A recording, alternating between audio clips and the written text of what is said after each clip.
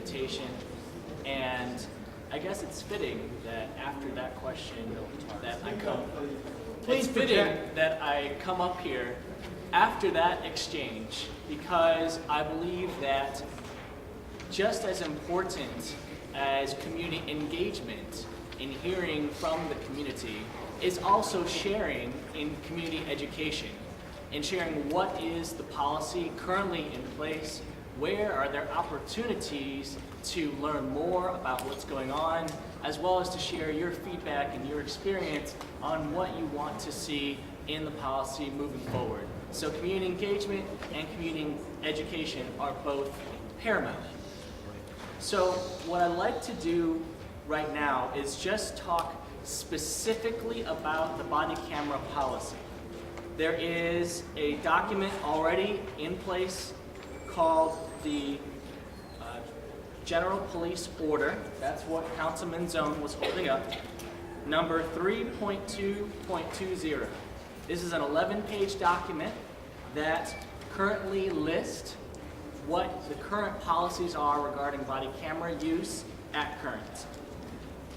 There are also community meetings taking place right now where people can learn more about the technology behind the actual cameras that are in place, as well as to learn about the policies that will be in place, not only when the cameras are used, but also when the cameras are not going to be used.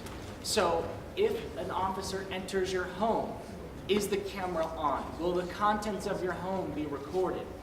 If an officer encounters a person who is a victim of domestic violence or sexual assault, is that camera recording that individual? These are the questions that arise in community discussions, and that is what is in place, as well as being adapted in body camera policies, not just in Cleveland. And recognize that this conversation in terms of when body cameras are turned on and off is not limited to Cleveland.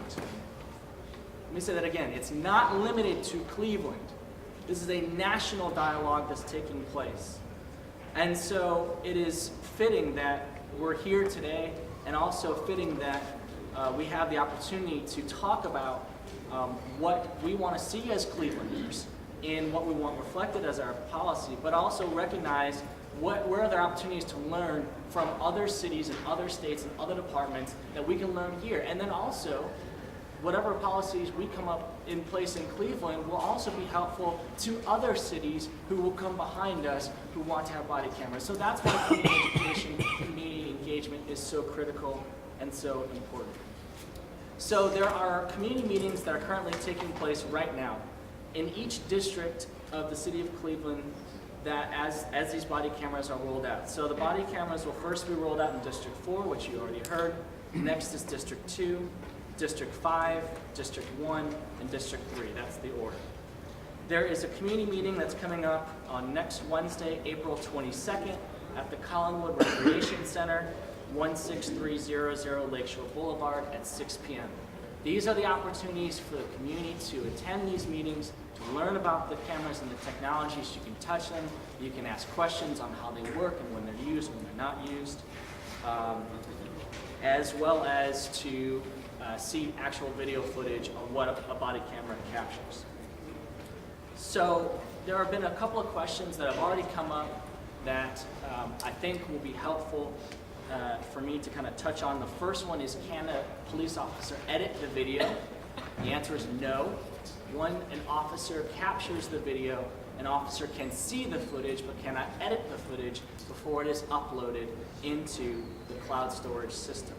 The second is, can a citizen ask that the camera be turned on? And the answer is absolutely yes. A citizen can ask an officer to turn their body camera on. That is in the policy. These are the types of things, and also a citizen can ask an officer to turn the camera off. If a person is a victim of some kind, then a citizen can ask for the camera to be turned off. And recognize that this policy, and Councilman Zone was referencing it, is a living, breathing document. So right now, as we speak, there are organizations such as the ACLU that are creating policies, recommendations on when the cameras should be used and when they should not be used, as well as there's domestic violence and sexual assault organizations, thank you, who are also making recommendations statewide on how these cameras should be used. I just want to say real briefly, this is a quote from the ACLU document. It says, overall, we think they can be a win-win, but only if they're deployed within a framework of strong policies to ensure they protect the public without becoming yet another system for routine surveillance of the public and maintain public confidence and the integrity of those privacy protections. So I believe that there is an opportunity here to protect the civil liberties and civil rights of citizens, as well as to have transparency through body cameras. Thank you.